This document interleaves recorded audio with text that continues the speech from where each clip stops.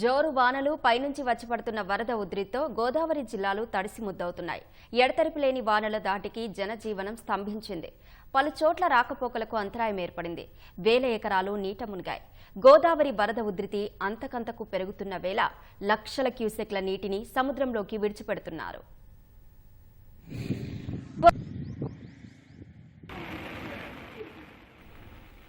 ఎగువ ప్రాంతాల్లో కురుస్తున్న వర్షాలకు పోలవరం ప్రాజెక్టు వద్ద గోదావరి వరద పోటెత్తింది. జలాశయం వద్ద వరద ఉధృతి క్రమేపీ పెరుగుతోంది. ప్రాజెక్టు స్పిల్ ఎగువ నీటి మట్టం 29 మీటర్లు కాగా స్పిల్వే దిగువ 19 మీటర్లకు చేరింది. అదేవిధంగా ఎగువ కాఫర్ డ్యాం నీటి మట్టం 29 మీటర్లు, దిగువ కాఫర్ డ్యాం నీటి మట్టం 18 మీటర్లకు చేరింది. ఈ క్రమంలో 3.5 లక్షల క్యూసెక్ల జలాలను అధికారులు దిగువకు విడుదల చేస్తున్నారు.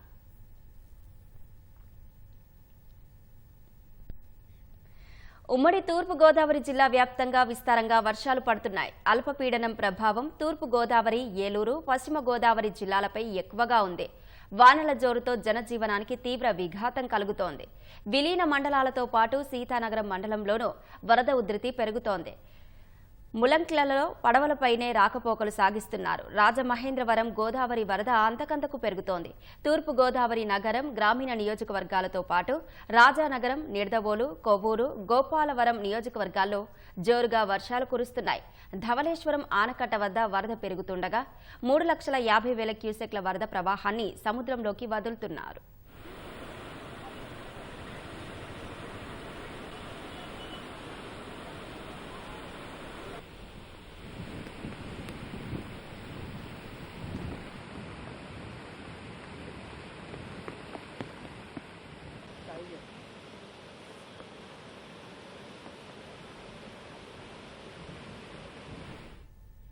తూర్పు గోదావరి జిల్లా తాళ్లపూడి మండలంలోని వరి పొలాలు కొవ్వాడ కాలువ ఉధృతికి మునిగిపోయాయి. కొవ్వాడ కాలువ ఉధృతితో పెద్ద ఎత్తున వరద నీరు వరి పొలాల్లోకి చేరింది.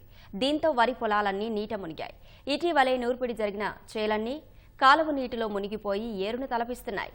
3, 4 మండలాలపై కొవ్వాడ కాలువ ప్రభావం ఉందని, దాదాపు 4,000 ఎకరాలకు పైగా మునిగిపోయినట్లుగా స్థానికులు చెబుతున్నారు.